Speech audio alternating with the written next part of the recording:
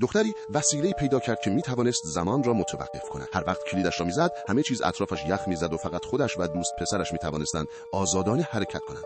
آنها یک ماه کامل را بدون دغدغه و آزاد زندگی کردند. اما یک روز پسر از این وضعیت خسته شد. او می‌خواست آنا جریان طبیعی زمان را برگرداند. آنا مردد بود، اما دستگاه را بیرون آورد. وقتی کلید را زد، هیچ اتفاقی نیفتاد. سکوت ادامه داشت و دنیا همچنان منجمد بود. آنا گیج شده بود و چند بار دیگر کلید را امتحان کرد. بعد با پیچ‌گوشتی دستگاه را باز کرد و دید باتری داخلی کاملا سوخته است. احتمال داشت برای همیشه در این دنیای بدون زمان گیر بیفتند. آنا یادش آمد یک باتری مشابه در خانه عمویش دیده است. سریع به آنجا رفت و همه جا را گشت تا بالاخره باتری مورد نظر را پیدا کرد.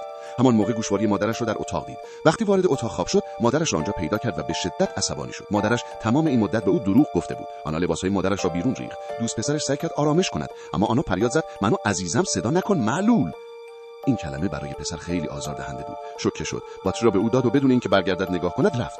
وقتی آنا آرام شد و خواست عذرخواهی کند، دیگر او رفته بود. تمام شهر را دنبالش گشت تا بالاخره او را کنار برج سیگنال ساحلی پیدا کرد. با گریه از او معذرت خواهی کرد و گفت می‌ترسید اگر زمان به حالت عادی برگردد او را از دست بدهد.